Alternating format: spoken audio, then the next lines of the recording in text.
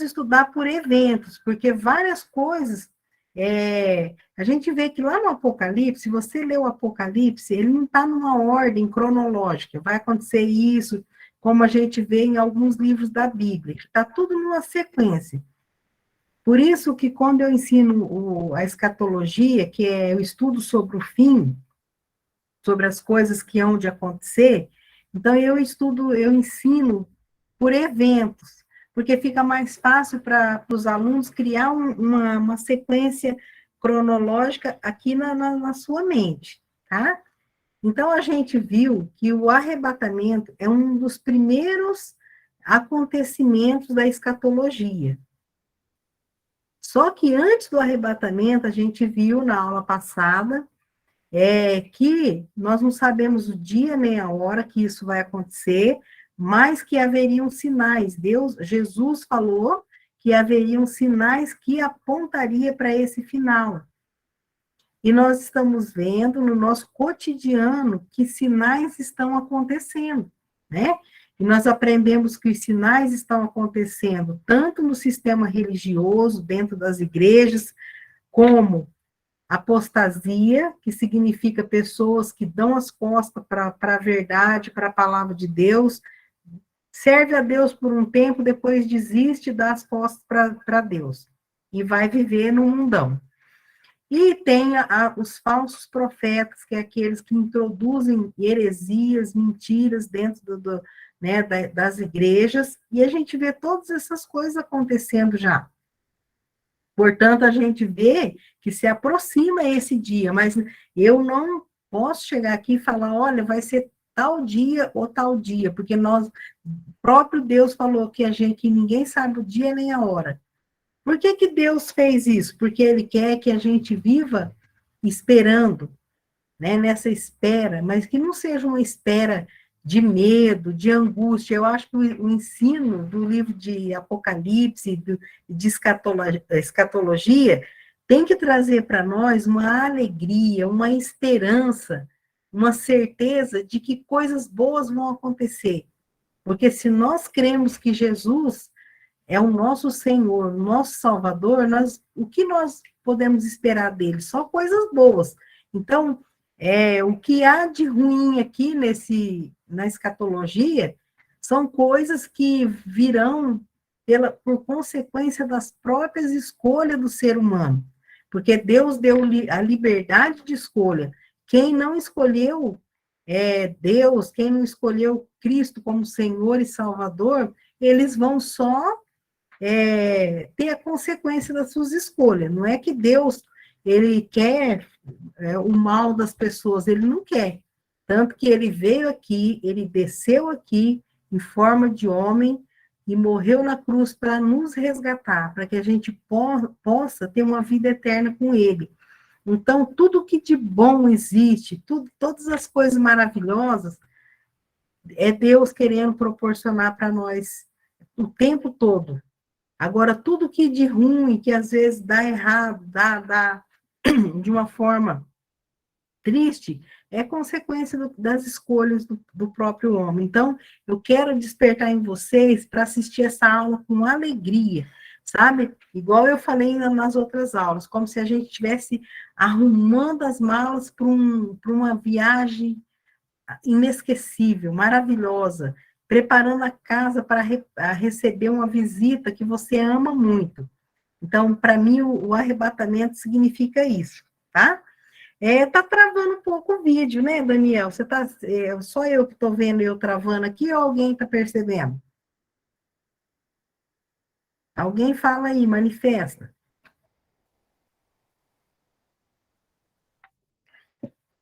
Não, para nós está normal aqui. Ah, que bom, então. Então, vamos lá. Pode passar, Daniel. O Daniel vai passando os slides, nós vamos estudando aqui, tá?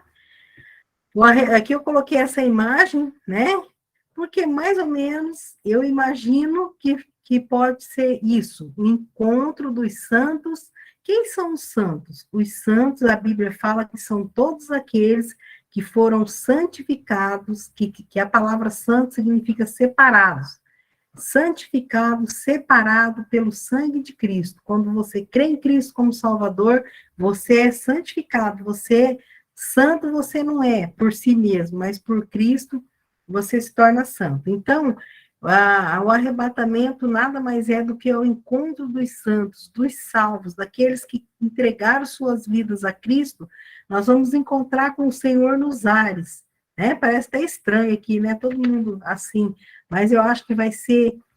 A gente é incapaz de descrever esse dia numa foto, num slide, porque esse dia vai ser um dia maravilhoso, fantástico, tá? Eu coloquei um vídeo que eu espero que ele não trave, tá? Porque esse vídeo, eu quero que vocês vejam ele. Eu procurei alguns vídeos que pudessem descrever aquilo que eu vou ensinar. Porque tem muitos vídeos na internet, mas tem alguns que ele não está de acordo com a palavra de Deus, com a Bíblia, e eu já falei para vocês que o ensino de escatologia ele só tem relevância quando ele é feito à luz das Escrituras. Então, eu achei esse vídeo mais ou menos do jeito que seria bom vocês verem e ter uma noção das coisas que em breve irão acontecer. Vamos lá? Vamos assistir o vídeo? Agora Vamos. vamos ver se não vai travar. Vamos aí orar para não travar, porque toda vez que eu passo vídeo nesse programa, ele quer travar.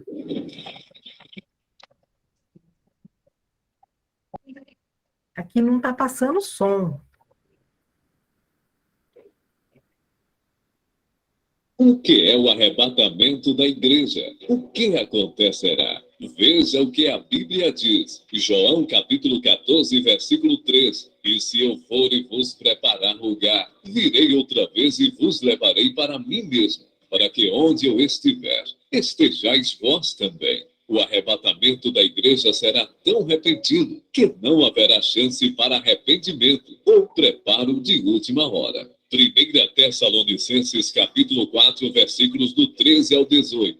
Não quero, porém, irmãos, que sejais ignorantes acerca dos que já dormem, para que não vos entristeçais, como os demais, que não têm esperança. Porque se cremos que Jesus morreu e ressuscitou, assim também aos que em Jesus dormem, Deus os tornará a trazer com ele. Dizemos-vos, pois, isto pela palavra do Senhor, que nós, os que ficarmos vivos para a vinda do Senhor, não precederemos os que dormem, porque o mesmo Senhor descerá do céu com alarido, e com voz de arcanjo, e com a trombeta de Deus, e os que morrem em Cristo ressuscitarão primeiro. Depois nós, os que ficarmos vivos, seremos arrebatados juntamente com eles nas nuvens, a encontrar o Senhor nos ares, e assim estaremos sempre com o Senhor. Portanto, consolai-vos uns aos outros com estas palavras. No sermão profético de Mateus capítulo 24, versículo 12, Jesus mencionou alguns eventos que já se cumpriram,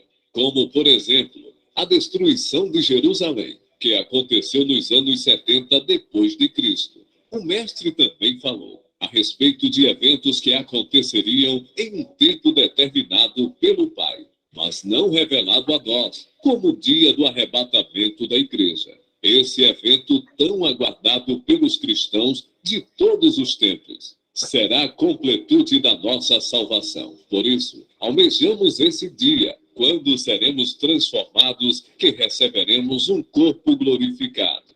O que é e quando se dará o arrebatamento? A palavra grega para o arrebatamento é harpazo e significa retirada brusca. O arrebatamento será uma retirada sobrenatural e rápida da igreja do Senhor da Terra, culminando no encontro com Jesus nos ares. Esse é um tema tão importante para os cristãos que no Novo Testamento o apóstolo Paulo escreveu 2 capítulos para tratar a respeito desse assunto. 1 Coríntios capítulo 15 e 1 Tessalonicenses capítulo 4. Quando se dará o arrebatamento? Ao longo da história, muitas pessoas se aventuraram em marcar o dia e hora em que o Senhor Jesus voltaria. Entretanto, todos os que assim procederam foram desmentidos e envergonhados. A palavra de Deus afirma que, mas daquele dia e hora, ninguém sabe, nem os anjos que estão no céu, nem o Filho, senão o Pai. Marcos Marcos capítulo 13, versículo 32. Então, se você receber algum áudio no seu aplicativo de mensagem, marcando o dia e a hora da volta de Jesus, não acredite, pois é mentiroso. A trombeta soará. Na caminhada dos israelitas rumo à terra prometida, o Senhor mandou Moisés fazer 2 trombetas de prata, pois na Bíblia a prata é símbolo de redenção. Ela seria utilizada para convocar a congregação e para a partida dos arraiais. A trombeta deveria também ser tocada nas solenidades e no princípio dos meses. O toque da trombeta tinha a finalidade de lembrar aos israelitas que o Senhor era o Deus deles, que os resgatara da escravidão no Egito. Números capítulo 10, versículo 2 a 10. No arrebatamento, a trombeta também soará como nos dias de Moisés. 1 Coríntios capítulo 15, versículo 52. A expressão no momento, em grego átomos, significa a menor divisão possível de alguma coisa. Neste caso, do tempo, abrir e fechar de olhos. Tal será a rapidez de transformação dos vivos quando soar a última trombeta na volta de Cristo. O Senhor estará convocando seu povo desde o primeiro justo morto, o qual ressuscitará até os que estiverem vivos na sua vinda, os quais serão transformados a encontrar o Senhor nos ares, nesse instante solene de alegria para todos os salvos em Jesus Cristo. O arrebatamento da igreja para os crentes é a nossa esperança. Os crentes em Jesus pela fé têm a esperança e a certeza de que o arrebatamento pode acontecer a qualquer momento. Por isso, o crente fiel procura viver de maneira sóbria, justa e piamente, aguardando a bem-aventurada esperança e o aparecimento da glória do grande Deus e nosso Senhor Jesus Cristo. Tito, capítulo 2, versículos 12 e 13. A certeza da esperança de que Jesus voltará nos leva a viver como Simeão, um homem justo e temente a Deus, que durante anos aguardava a promessa da consolação de Israel. Lucas, capítulo 2, versículo 25. Todos os salvos em Jesus Cristo serão arrebatados e, num piscar de olhos, transformados. Deixaremos o nosso corpo abatido e receberemos um corpo glorioso, imortal e incorruptível, semelhante ao corpo do nosso Senhor Jesus Cristo. Filipenses capítulo 3, versículo 21. É a chegada repentina do noivo, em continuidade ao sermão profético de Mateus 24. Jesus contou a parábola das 10 virgens, Mateus capítulo 25, versículos 1 a 13. O casamento hebreu possuía uma longa celebração, que chegava a durar dias, e uma parte importante do cerimonial era inicial, na qual o noivo em cortejo e ao encontro da noiva. Segundo Jesus, o noivo tardou a chegar, e as damas de honra adormeceram. Porém, as prudentes tinham azeite suficiente para manter suas lamparinas acesas. Sabemos que o azeite é um símbolo do Espírito Santo. E a história narrada por Jesus nos mostra que precisamos estar cheios do Espírito, pois só assim conseguiremos aguardar a sua volta de forma prudente e produtiva. Precisamos estar vigilantes para não sermos dominados pelo sono da indiferença. No arrebatamento igual à parábola, haverá um cortejo nupcial, pois o noivo virá para o encontro nos ares, com a sua noiva a igreja. Então todos os crentes fiéis que estiverem vivos nesse dia glorioso serão levados para encontrar com o Senhor nos ares, e assim estaremos reunidos para sempre com Ele. 1 Tessalonicenses capítulo 4, versículo 27. E a derrota da morte. O apóstolo Paulo, escrevendo aos Coríntios a respeito da ressurreição, afirma que a morte será tragada na vitória. 1 Coríntios capítulo 15, versículo 54. A vitória sobre a morte acontecerá simultaneamente com a redenção dos justos que morreram desde Abel, pois a morte será derrotada com efeito retroativo, e até o mais novo convertido, naquele momento, será transformado e receberá um corpo incorruptível. 2 Coríntios capítulo 5, versículo 4. Aguardando o arrebatamento, Jesus virá. Precisamos compreender que a segunda vinda de Jesus acontecerá em duas etapas distintas. Na primeira ocorrerá o arrebatamento da igreja. Cristo voltará de forma invisível nas nuvens. Os ímpios não o verão. O Senhor, em um abrir e fechar de olhos, arrebatará para si todos os que receberam Jesus Cristo mediante a fé. A segunda etapa acontecerá no fim da grande tribulação, e dessa vez todos verão a Cristo acompanhado dos crentes que foram arrebatados. Na segunda etapa, Jesus salvará e restaurará o povo de Israel. Ele também destruirá o anticristo e governará a terra por 1000 anos. Permaneça fiel ao Senhor. Mateus capítulo 24, versículos 45 a 51. No seu sermão profético, Jesus se utilizou em uma parábola para ensinar sobre estar vigilante quanto à sua volta. O mestre contou a história de 2 servos, um fiel e prudente e outro mau. O servo mau pensou que o seu senhor demoraria a voltar. Então, se descuidou e começou a agir de forma insensata. Precisamos estar vigilantes e jamais perdermos a sobriedade e a sensatez na nossa caminhada cristã. Temos de viver crendo que o nosso Senhor não tardará a voltar e que teremos de prestar contas com Ele das nossas ações. Utilize os seus dons e talentos para a glória de Deus. Mateus capítulo 25, versículos de 1 a 13. No sermão profético de Jesus, o mestre fez uso de uma trilogia de parábolas. Parábola dos 2 servos, das 10 virgens e dos 10 talentos. Jesus conclui o sermão contando a história de 3 homens que receberam de seu senhor dinheiros, talentos para investir. O senhor deu talentos a todos e depois se ausentou. Indo para um lugar distante, 2 servos, enquanto esperava seu senhor, investiram os talentos que receberam. Mas um deles enterrou o talento recebido, como muitos de nós. Ele dormiu o sono da indiferença. Não enterre seus dons e talentos. Seja produtivo e utilize-os enquanto ainda há tempo. Conclusão. As profecias sobre o arrebatamento são infalíveis, coerentes, consoladoras e devem produzir em nós a expectativa que Cristo pode voltar a qualquer momento, inclusive hoje. Entretanto, enquanto o Senhor não vem, devemos trabalhar de forma incansável, olhando para os campos que estão brancos para a ceifa.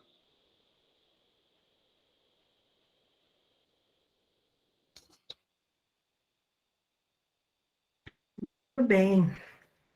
Esse vídeo é muito bom, ele mostra bastante coisa, né? Fatos sobre arrebatamento. Cristo vindo quando um bebê aqui, ele veio para nos resgatar. Daniel vai achando.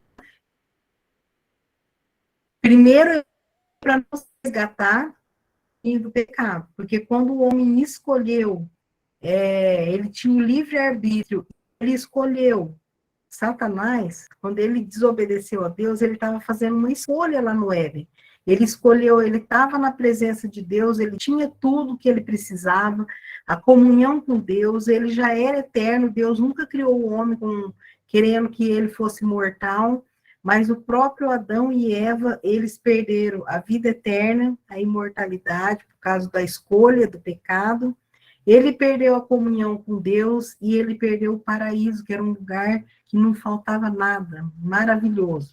Quando Jesus veio para nos resgatar do domínio do pecado, quando ele entregou a vida dele na cruz, ele remiu-nos. O que significa isso? A morte dele na cruz pagou o nosso pecado e devolveu tudo aquilo que a gente tinha perdido. A vida eterna, o paraíso que a gente não tem mais aqui, mas vai ser no céu, e a eternidade. Nós vamos viver para sempre, todo aquele que crê nele. Então, ele tirou a gente do domínio do pecado. Depois ele ressuscitou para nossa justificação, porque a ressurreição de Cristo é como se fosse um comprovante, é como se fosse um recibo de que ele pagou a nossa dívida e ele ressuscitou. Muitas pessoas já morreram como heróis aqui nesse mundo, mas eles nunca ressuscitaram.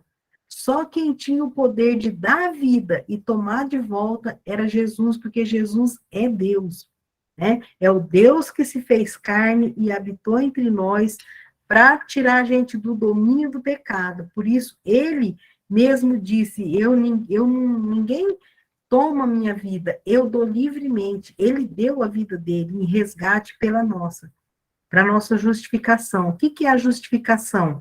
É uma pessoa ser declarada inocente.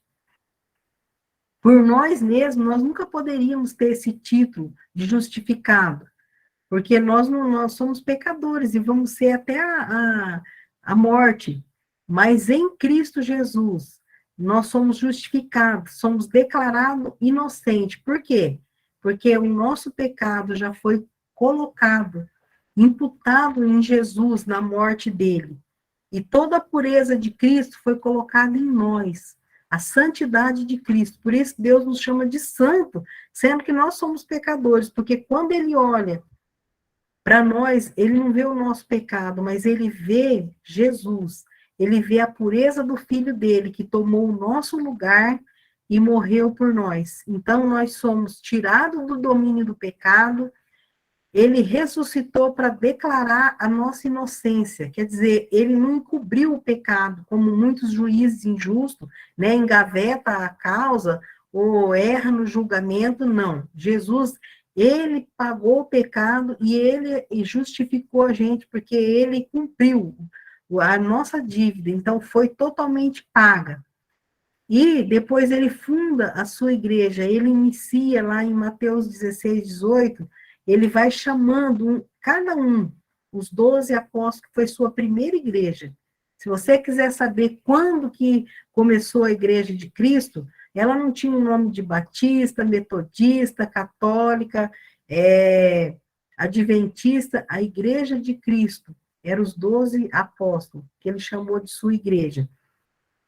E depois foram acrescentando todos aqueles que iam crendo em Cristo, da forma que a Bíblia ensina. Ele fundou essa igreja, ele deu a grande comissão. O que era a grande comissão? Ele falou, ide, portanto, fazei discípulo de todas as nações, e batiza eles para que eles possam estar ali unidos e mostrando para o mundo, né, através do batismo, que eles pertencem a essa igreja que um dia eu vou vir buscar. Então, ide, portanto, faça discípulo, batize em nome do Pai, do Filho e do Espírito Santo, e ensina eles a guardar tudo que eu vos tenho mandado. E eu vou estar com vocês todos os dias até o fim dos tempos.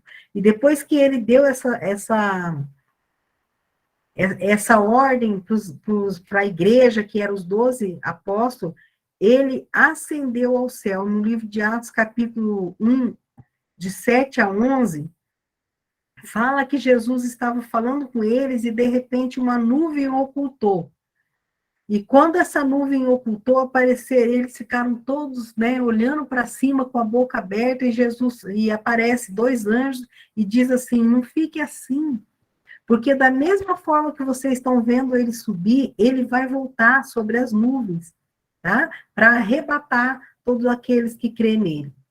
Então, isso aí são fatos que estão lá relatados na Bíblia e que nós vivemos por crer nessas promessas, né? Que ele nos resgatou do domínio do pecado, ressuscitou para a nossa justificação, fundou a sua igreja, por isso que nós temos essa necessidade de congregar, de estar juntos, unidos e juntos aguardando a vinda de Cristo, porque ele subiu e ele falou que ele ia voltar. No capítulo 14 do livro de João, ele também disse assim, eles estavam todos tristes, porque isso foi antes dele subir para o céu, né? Foi antes da morte dele. Ele falou, olha, não se turbe o vosso coração, credes em Deus e credes também em mim. Na casa do meu pai há muita morada. Se não fosse assim, eu lhe teria dito. Eu vou preparar lugar, e quando eu preparar lugar, eu voltarei e vos levarei para mim mesmo, para que onde eu estiver, vós estejais também. Olha só que promessa. Então, essa promessa que nos mantém unidos, porque nós estamos esperando aguardando a promessa, porque Deus é fiel. Quando ele promete uma coisa, nenhuma palavra da Bíblia que ele prometeu ficou sem cumprimento. E a escatologia são as coisas que ele prometeu e ainda não foram cumpridas. Por quê? Porque tem o tempo certo. Ele disse que ninguém sabia o dia nem a hora, mas que a gente ficasse preparado. Então, quando a gente olha lá para trás na Bíblia e a gente vê que nenhuma palavra que Deus prometeu ficou sem ele cumprir, isso significa que nós podemos ficar certo de que tudo que está ainda faltando para se cumprir, vai se cumprir. Não é porque eu acho, não é porque algumas pessoas pensam ou outros não concordam. Eu já ensinei coisas para alguém sobre a volta de Cristo que eles falam, eu não acredito nisso. Você tem o direito de não acreditar. Mas o fato de você não acreditar não vai mudar nada do que Deus prometeu, porque ele é fiel para cumprir, né?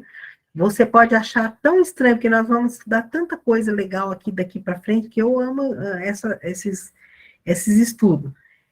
Mas tem coisa que pessoas falam, isso aí eu não acredito. Tudo bem, você pode não acreditar, né?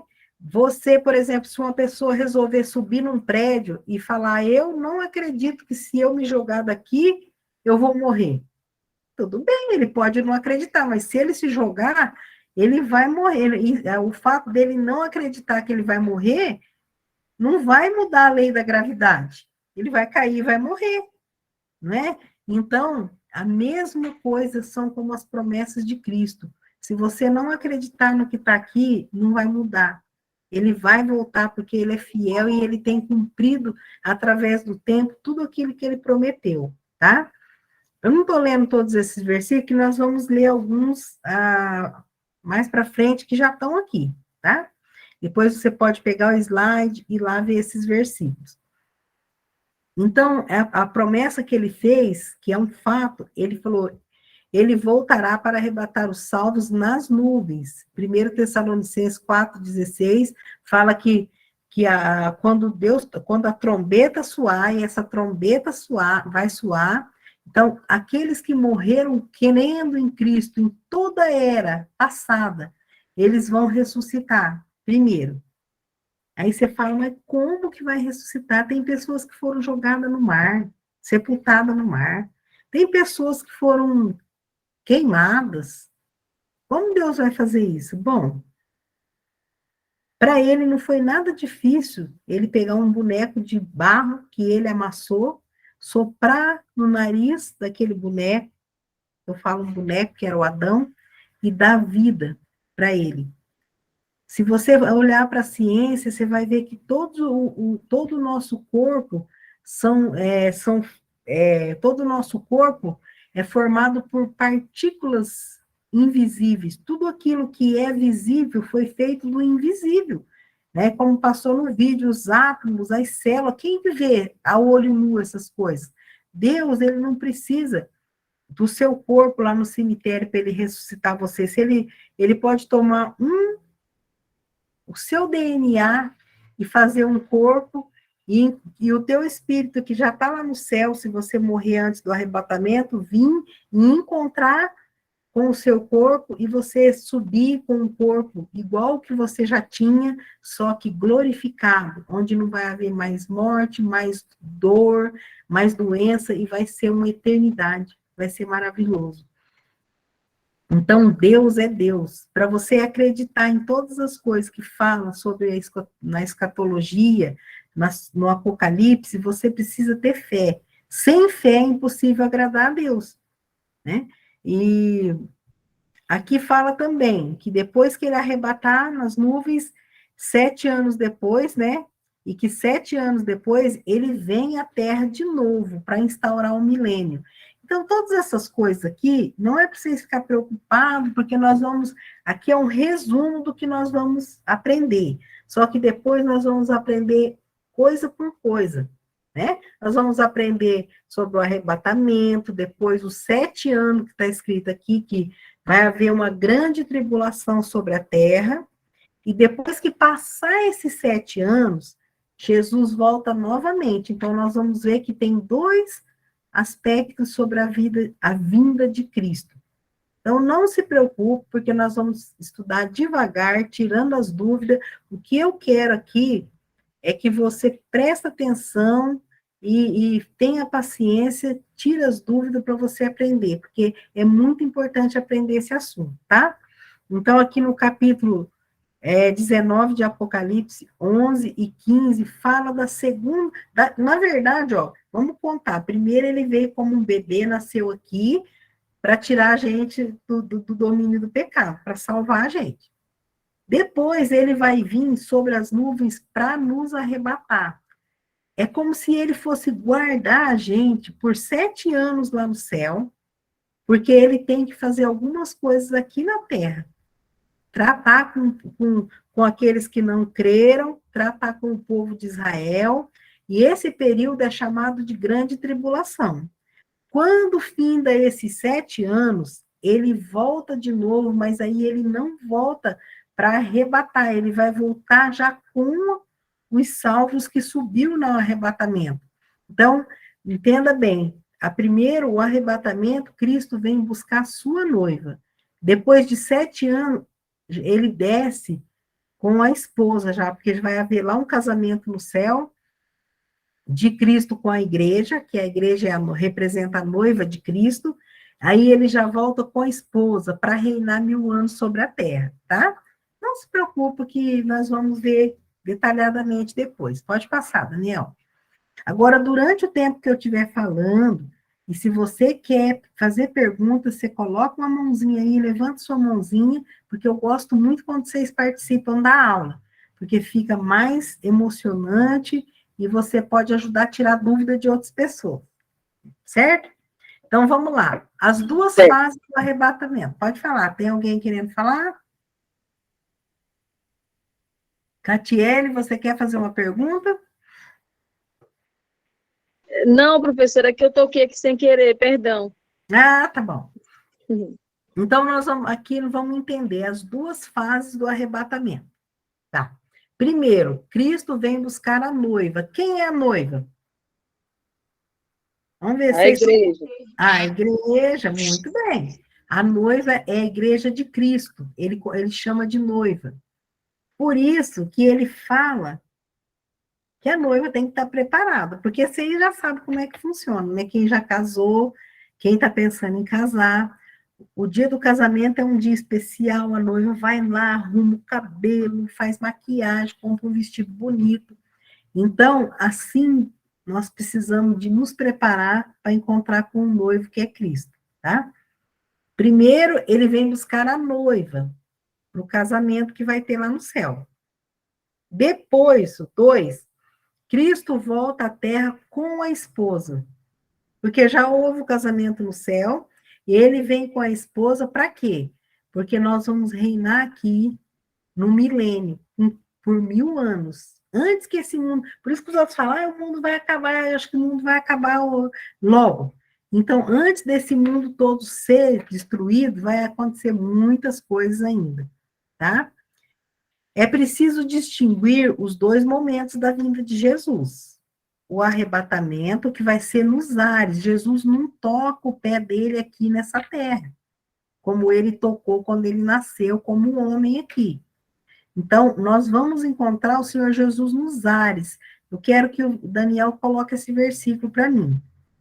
E a segunda vinda, que é em glória, que nós vamos ver depois que o Daniel pôr o 2 Coríntios, aí ele pisa na terra, juntamente com a esposa, que é a igreja, que vai vir para reinar com ele. Tá? Vamos ver 2 Coríntios 11, 2. Ô, Sônia, eu estou no trabalho, eu não estou sem um computador aqui para... Ah, tá bom, não tem problema não. Quem está com a Bíblia aí pode ler esse versículo para mim.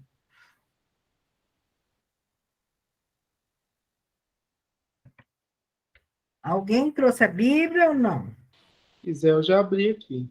Então pode ler para mim, Daniel. 2 Coríntios 2 11, 2. Coríntios 11, 2. Eu já vou deixar a minha aberta aqui também. Tá, porque estou zeloso de vós com zelo de Deus, porque vos tenho preparado para vos apresentar como uma virgem pura a um marido, a saber, a Cristo. Tá vendo? Então, aqui o apóstolo Paulo está falando para a igreja de Coríntios, que era uma igreja cheia de problema, que ele estava zeloso porque ele queria apresentar a igreja como uma virgem, como uma noiva para o marido, que ele sabia dessa promessa. Apocalipse 19, 7. Você está aí, Daniel? Tô. Lê para mim. Regozijemos e alegremos-nos, e demos glória, porque vindas são as bodas do Cordeiro, e já a sua esposa se aprontou. Então, aqui você viu que no 19, quando ele vai voltar, depois dos 7 anos da grande tribulação, ele já volta com a igreja chamando de esposa, né? Aqui, eu abri aqui também, ó, alegremos e regozijemos e demos glória, porque vindas são as bodas, o casamento do Cordeiro, e a sua esposa já aprontou. E aqui no capítulo 19 também fala, né, que ele desce, né, como num cavalo branco, e na coxa dele está escrito fiel e verdadeiro. Então, ele vem, dessa vez ele vem a reinar aqui na terra. Pode passar, Daniel. Se vocês não estiverem entendendo alguma coisa, não se preocupe, que à medida que nós vamos estudando, vocês vão entendendo, e pode fazer pergunta, tá? Primeiro, então vamos ver a ordem do arrebatamento. Estamos aqui como igreja hoje, cada um servindo a Cristo na sua igreja, e todo aquele que crê, né? Porque todo mundo fala que crê em Jesus, certo? Todo mundo crê. Domingo, sábado, eu tive a oportunidade de evangelizar 2 amigas que eu gosto muito, e a gente estava falando sobre essas questões. E eu expliquei para elas que crê em Jesus, todo mundo que você sair perguntando, eles creem em Jesus. Mas crer em Jesus para salvação é quando você reconhece que você é um pecador e que você não nasceu no Jardim do Éden, você nasceu separado de Deus. Pela decisão lá do primeiro casal, mas você não nasceu no Éden, você é um pecador, né? Mesmo uma pessoa honesta, boa, bacana, mas você é pecador. E se você nasceu separado de Deus, alguma coisa você tem que fazer para voltar a ficar junto com Ele. E o que é que tem que fazer? Crer nele, não somente para resolver os problemas aqui desse mundo, mas crer nele como seu Salvador, aquele que pagou a sua dívida e para devolver de volta aquilo que você tinha perdido, que todos perdemos. Em Adão, todo mundo pecou e ficou separado e perdeu todas as coisas, a glória, ficou afastado da glória de Deus.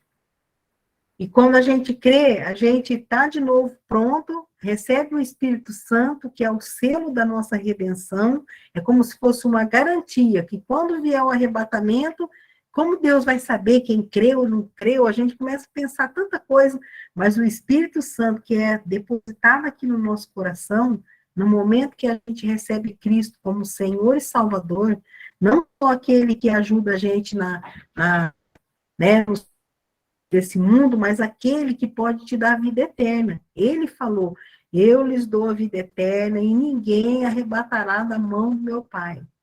Em verdade, eu vos digo que aquele que crê em mim tem a vida eterna e não entrará em condenação, mas passou da morte para a vida. Eu não vim para julgar o mundo, o mundo já está julgado, eu vim para salvar, né? E o mundo já está condenado. Então, quando chegar o arrebatamento, qual que é a preparação para o arrebatamento? É ter Jesus como seu Senhor e Salvador. Ter Jesus, crer nele para a salvação da sua alma. Aí, o que vai acontecer? Agora nós vamos ver a ordem. Primeira coisa que vai acontecer, todas as pessoas, todos os mortos de todos os tempos, que morreu crendo em Jesus, ou na promessa que ele viria, né, os do Antigo Testamento, ou depois que Cristo morreu, crendo nele como Salvador, A primeira coisa que vai acontecer, quando Jesus vier nos ares, ele vai trazer consigo as almas daqueles que morreu crendo nele. E os seus corpos vão ressuscitar num abrir e fechar de olhos. Vai ser muito rápido o que vai acontecer. Depois que os mortos ressuscitar e subir, para encontrar o Senhor nos ares, já com o corpo glorificado, um corpo que não adoece, um corpo que não morre mais, porque agora nós vamos retomar de volta aquilo que o Adão jogou fora, que é a vida eterna e a eternidade, e em corpo e em espírito. Primeiro eles estavam lá em espírito, em alma. Agora eles vão ter um corpo também, quem já está morto. E na parte B, daqui do slides, a glorificação do nosso corpo, no caso, se a gente estiver vivo. Quem morre, ressuscita e sobe.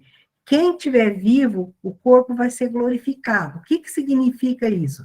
Levaremos nossas características. Por exemplo, eu vou ser parecida como eu sou, só que eu não vou adoecer mais, né? Eu não vou mais ser limitada, esse corpo não vai me limitar de eu ter que pegar um avião para ir aí, se eu quiser ir aí no Pará, onde vocês estão, né?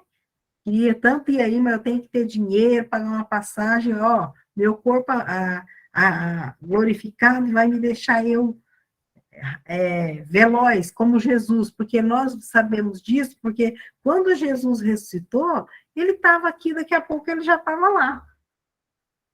Ele aqui, antes da morte dele, ele era limitado por um corpo, por isso ele não podia estar ao mesmo tempo em todos os lugares. Mas quando Jesus foi glorificado, ele estava aqui conversando com os discípulos, daqui a pouco eles encontraram ele no caminho de Emaús, então ele chegou e ele falou, Pai seja convosco, e entrou no lugar onde os apóstolos estavam, e nem precisou de abrir a porta. Então, nós vamos levar nossas características como foi com Jesus. Ele subiu com um corpo para o céu, mas era um corpo glorificado. Segunda coisa que nós precisamos entender, o corpo de Jesus, depois de ser glorificado, não era limitado, igual eu acabei de falar, pelas leis naturais. Ele aparecia, desaparecia, ele tinha velocidade, mas ao mesmo tempo, olha só que coisa legal, ele preparou um jantar para os apóstolos na beira da praia, né? E eles não estavam nem reconhecendo, porque eles não tinham nem ideia de que pudesse ser Jesus, né? Jesus estava lá preparando um peixe assado para eles comer junto, na hora que ele estava voltando da pescaria. Então, vamos lá. Vocês entenderam essa parte? Levanta a mãozinha aí. Todo mundo levantando. Levanta a mãozinha quem entendeu.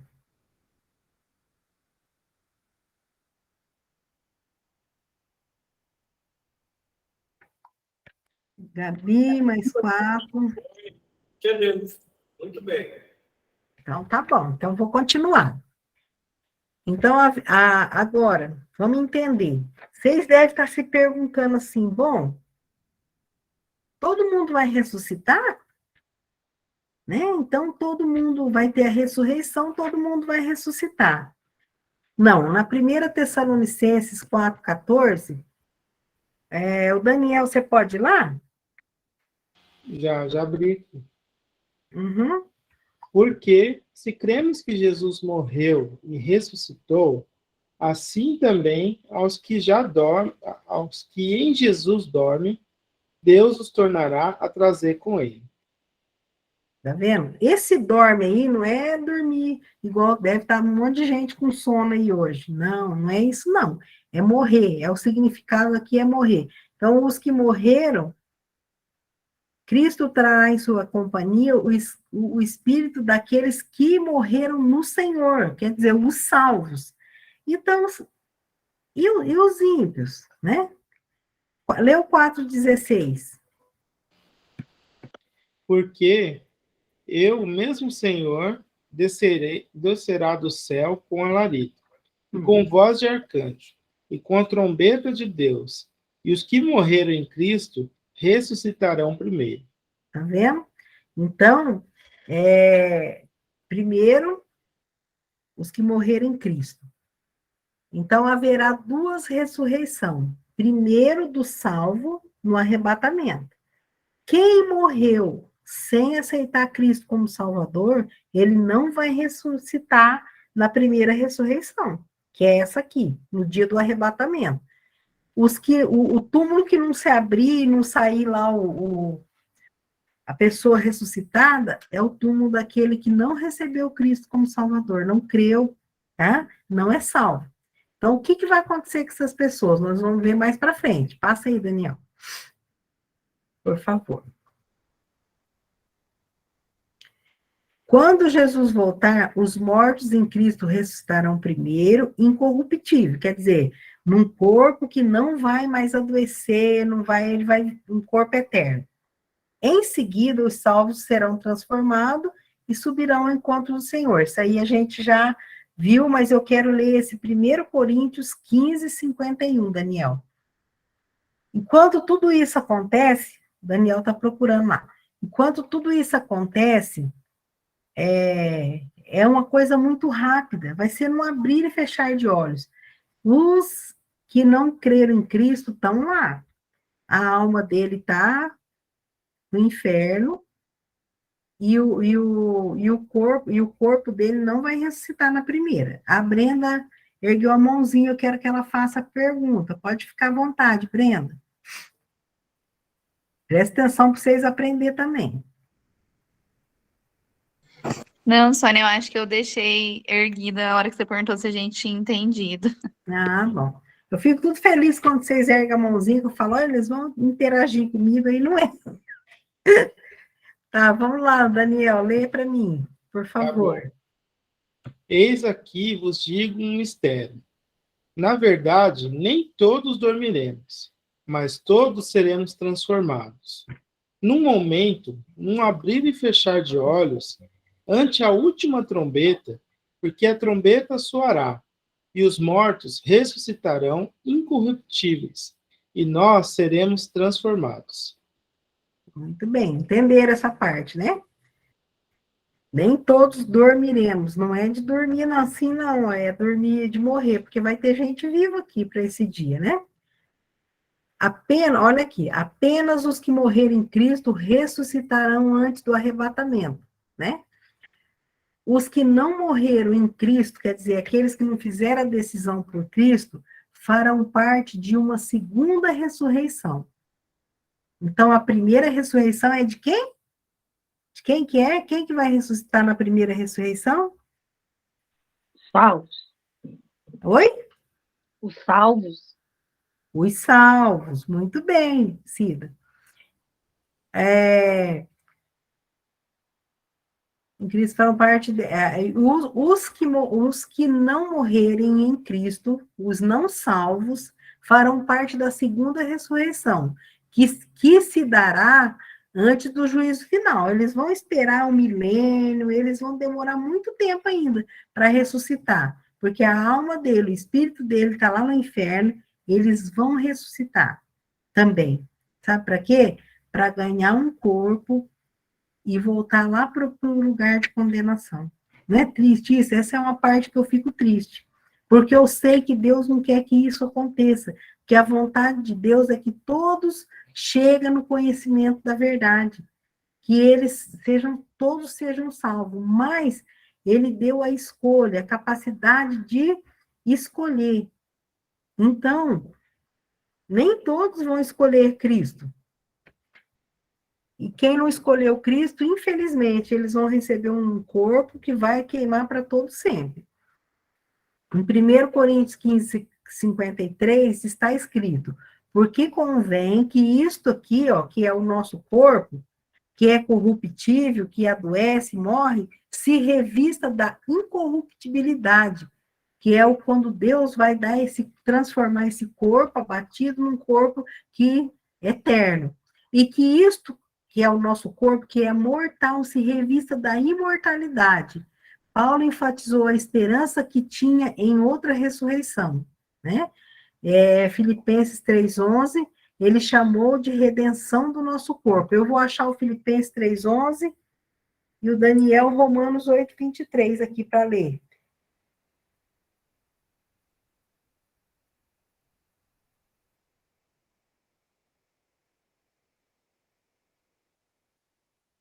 Olha lá. Diz assim, para ver se de alguma maneira eu possa chegar à ressurreição dentre os mortos. Ele já tinha falado outra coisa interessante aqui, ó. Eu gosto muito dessa passagem. O apóstolo Paulo falou assim, ele era um religioso, ele era um cara que, ele era fariseu, ele era zeloso da lei, ele era tão religioso, mas ele não era salvo, porque ele não cria da maneira certa em Cristo, como seu único e suficiente Salvador. Então, quando ele se converte, chega no conhecimento da verdade, que é Cristo mesmo, ele disse assim, que ele, para ganhar Cristo, ele considerou todas as coisas como esterco. Vocês sabem o que é esterco, né? É cocô mesmo, é escória. Ele falou para ganhar Cristo, Filipenses 3:8, ele fala, eu tenho considerado todas essas coisas como esterco, pela excelência do conhecimento do meu Senhor, por qual eu sofri a perda de todas essas coisas, e considero como escória, como lixo, como esterco, né, a fim de que eu possa ganhar a Cristo e seja achado nele. Eu acho tão lindo isso, saber que um dia Deus vai procurar e vai encontrar a gente lá em Cristo, não porque nós merecemos, mas porque Ele pagou o nosso pecado e nos cobriu com a sua santidade. E ser achado nele, não tendo a minha justiça, o apóstolo Paulo falando, não pela minha própria justiça que vem da lei, mas aquela que vem da fé em Jesus Cristo. E para que isso? Para conhecê-lo e conhecer o poder da sua ressurreição e a comunicação das suas aflições, ele falou, para ver se de alguma maneira eu posso chegar à ressurreição dentre os mortos. Paulo aguarda, né? Porque o apóstolo Paulo vai ter também o seu corpo, ele está lá no céu, mas ele vai ressuscitar. E ele falou que tudo aquilo que ele acreditava antes, ele considerou lixo, porque ele queria esperar essa ressurreição, onde ele ia ter um novo corpo e ia viver para sempre com o Senhor. Romanos 8:23, Daniel? Porque sabemos que toda a criação geme e está juntamente com dores de parto até agora. E não só ela, mas nós mesmos, que temos as primícias do Espírito, também gememos em nós mesmos, esperando a adoção, a saber, a redenção do nosso corpo. Tá vendo? Então, nesse dia, se alguns de nós aqui já tiver morrido, quando a gente ressuscitar e receber o nosso corpo, isso aí vai se chamar redenção do nosso corpo. Aquilo que a morte levou, né? Que o pecado levou à morte, e a gente teve que experimentar a morte, Deus vai trazer de novo o nosso corpo incorruptível. É uma promessa muito maravilhosa, gente. E só pela fé você pode receber essa palavra. Se você não acreditar, vai ficar igual uma pessoa que conversou comigo, que falou, eu não acredito nisso. Isso é impossível de acontecer. É impossível, se é impossível para ele, porque ele não crê, mas não vai mudar nada daquilo que Cristo prometeu. E nós já está terminando nossa aula. Passa mais um, Daniel.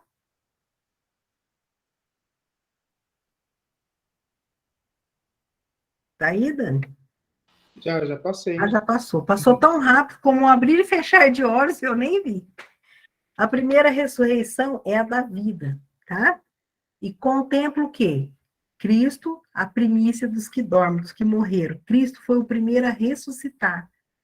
Ele é a primícia, o primeiro que ressuscitou. Depois nós, né?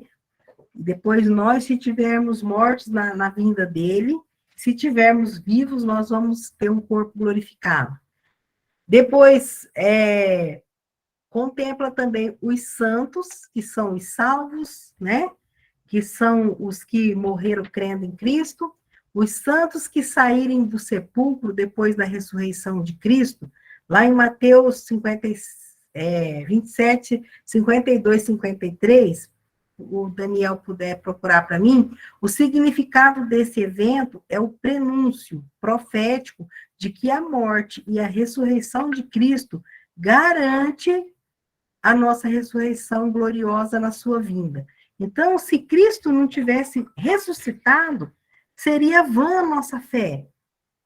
Mas ele teve o poder de morrer e de ressuscitar, de dar a vida e de trazer de volta. Então, o significado da morte e ressurreição de Cristo é a garantia que o mesmo vai acontecer conosco. Lê para mim, Daniel. E abriram-se os sepulcros, e muitos corpos dos santos que dormiam foram ressuscitados. E saindo dos sepulcros, depois da ressurreição dele, entraram na cidade santa e apareceram a muitos. Tá vendo? Esse aí foi uma amostra grátis do que vai acontecer com a gente. E depois, né, os que são de Cristo, no momento do arrebatamento, como tá, a gente já leu esses versículos, não vamos ler de novo, fala que vai ter o corpo transformado para encontrar o Senhor nos ares. Tá? Vocês têm alguma dúvida, alguma coisa que vocês gostariam de perguntar? Não? Cadê as mãozinhas? Tá tudo? Vocês entenderam tudo? Ou não entenderam nada que não está dando nem para fazer uma pergunta? Não, professora, eu tenho uma coisa para falar. Ah, pode falar. Não, eu só quero dizer que foi muito clara a sua aula, não tem nenhuma dúvida para mim, no caso. Muito obrigada, amém. Gabi, você ergueu a mãozinha aí para falar? Eu ia falar que você explicou certinho, né, quando eu ia perguntar, mas daí daqui a pouco você já esclarecia. E as outras coisas que a gente ainda está com dúvida, a senhora ainda falou, né, que depois vai se aprofundar em cada pedacinho de cada entendimento, né? Então, daí eu vou nas outras aulas e daí eu vou aprendendo. Muito bem. Você sabe que a Gabi é aqui da minha igreja, ela tem, acho que 13 anos, Gabi? Isso. Ela tem 13 anos, é uma menina muito legal, muito interessada nas coisas de Deus, é uma benção. Deus abençoe. Obrigada. Amém. Mais alguém quer falar alguma coisa? Eu falo agora, se Jesus voltar, e vocês não vão falar que, ó, Jesus, tem coisa lá que eu não entendi, hein? Ó, tô dando... Não importa, né? Lá no céu a gente vai entender tudo. Então, nós vamos parar por aqui, né? Porque eu não gosto de passar de 1 hora, porque eu não quero cansar vocês. Eu quero que vocês fiquem querendo mais na próxima aula. E agora vai começar a ficar muito emocionante essas aulas. Eu amo esse estudo, vocês sabem disso, quem já estudou. Tem gente aqui, deixa eu ver. Aqui acho que não tem ninguém que já fez, acho que a Brenda já fez. Mas tem gente que já fez 2, 3 vezes, porque é muito bom relembrar esse tema, né, nos dias de hoje. Porque isso aí nos dá esperança, nos dá alegria de saber que nós estamos vivendo num mundo complicado, cheio de dificuldades, mas nós temos essa esperança, que Cristo vai voltar, vai nos arrebatar, aqui a coisa vai ficar ruim, nós vamos ver nas próximas aulas, que nós vamos passar pela grande tribulação, nós não vamos passar, né? Porque tem outras linhas de pensamento que eu não resolvi não entrar nesse detalhe, eu vou ensinar o que eu creio das escrituras. Tem gente que pensa que os crentes vão passar a grande tribulação, eu não acredito nisso. Né? Então, eu sou uma pré-tribulacionista, eu acredito que antes da tribulação, Deus vai arrebatar a sua igreja, não teria sentido. Porque... Amém. Pode falar, querido. Eu acredito assim também, e digo amém. Amém. Porque ele prometeu, se você voltar lá no capítulo 3 de Apocalipse, ele manda cartas às igrejas. E para a igreja de Filadélfia, que é uma igreja que não teve nenhuma advertência, ele ele é um modelo da igreja de Cristo mesmo, ele disse assim, olha, como você guardou a minha palavra e não negou o meu nome, eu vou te guardar da grande tribulação que há de vir sobre os filhos, para assolar os filhos dos homens. Então, o que ele está querendo dizer com isso? Duas coisas importantes, irmãos, nós vamos encerrar a nossa aula com essa palavra. Duas coisas para uma igreja ter esse privilégio de não passar pela grande tribulação, por encontrar o Senhor nos ares. Ele falou, você guardou a minha palavra, ele falou para Filadélfia, e não negou o meu nome. Guardar a palavra de Deus significa não sair do ensinamento de Cristo, não sair da verdade para se promover ou para manter pessoas na igreja. Nós queremos na igreja pessoas com entendimento. Não adianta ter uma igreja lotada de pessoas que não sabem para onde está indo. A gente quer dar entendimento. Por isso que nós estamos nessa sala aqui, né? Vocês estão em lugares tão distantes, mas estão tão perto de mim, porque nós estamos no mesmo espírito aprendendo a palavra de Deus. E é importante saber que guardar a palavra de Deus significa conhecer, obedecer e não sair da verdade.